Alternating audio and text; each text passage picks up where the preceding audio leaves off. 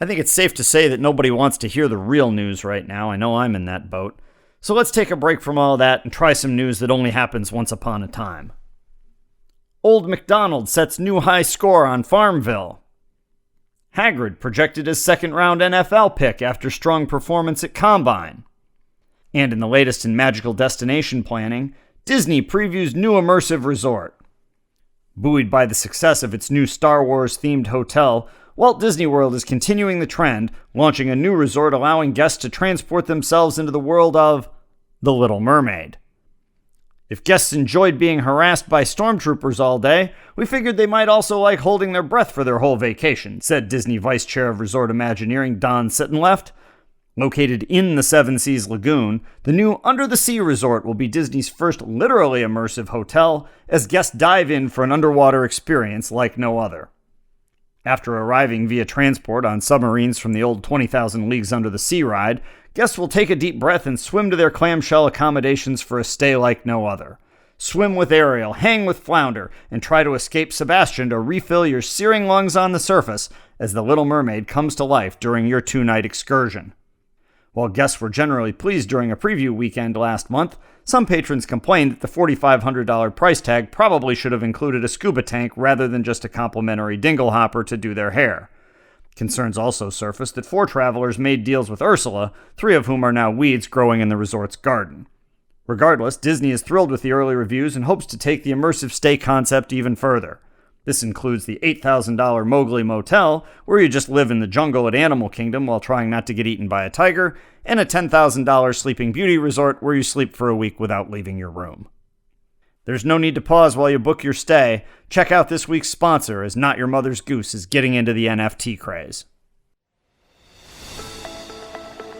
Hey, you folks, Rumpelstiltskin here. You know, I'm just like you, always looking for ways to make big bucks in a hurry.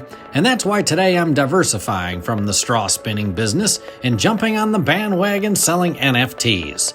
Now, I'm not talking about those non-fungible tokens where you spend $10,000 for a photo of Jim Belushi washing his car that you could have downloaded for free. No, I'm selling new fairy tales. If the Brothers Grimm did you wrong and made you look like a moron in your fairy tale or nursery rhyme, just call the Rump Man and I'll rewrite your story today. No longer will you be the doofus troll that passes up goat after goat until Rambo comes along and kicks the snot out of you.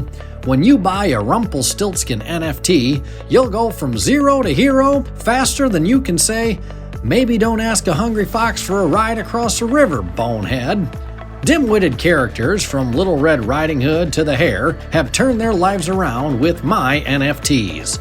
Call today for a sample, and I'll send you a free copy of The Emperor's Clothes Are Already Just Fine, free of charge. Once you order, I'll ship your NFT in unmarked packaging so your neighbors won't even know you got one. It's double your money back if I make you look worse, but let's be honest, that's hardly possible. Call me, Rumpelstiltskin, and order your personal NFT today. Welcome back to Not Your Mother's Goose, which sometimes feels like one giant NFT.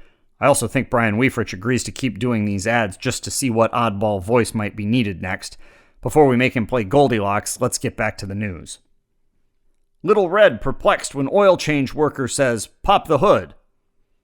Sandman arrested for indecent exposure, claims it was just a goodnight moon. And while we're on the subject of police investigations, Rapunzel busted by Mathnet. The sheen on Rapunzel's long locks, or supposedly long locks, I guess, has worn off as the formerly esteemed princess was outed as a liar and charged with 4 counts of fraud yesterday following an investigation by the elite police agency, Mathnet. Armed with nothing but a TI-85 calculator and some graph paper, Agent Kate Monday and her partner George, frankly, meticulously calculated the theoretical growth rate and tensile strength required for a set of braids capable of hauling a 185-pound prince to the top of a 55-story tower. They concluded from this that Rapunzel had better be about 340 years old. They also noted that supporting the weight of those tresses should give Rapunzel neck muscles more suited to pulling a fire engine with her teeth in the World's Strongest Man competition than slipping into an evening gown. Upon seeing the blue-jacketed Mathnet agents approaching with a warrant, Rapunzel shockingly jettisoned the fraudulent hair out the window before realizing that flight wasn't really an option. After agents discovered a Kirkland signature tag inside the lengthy extensions, Rapunzel confessed that she'd ordered the hair during a bulk wig sale at Costco.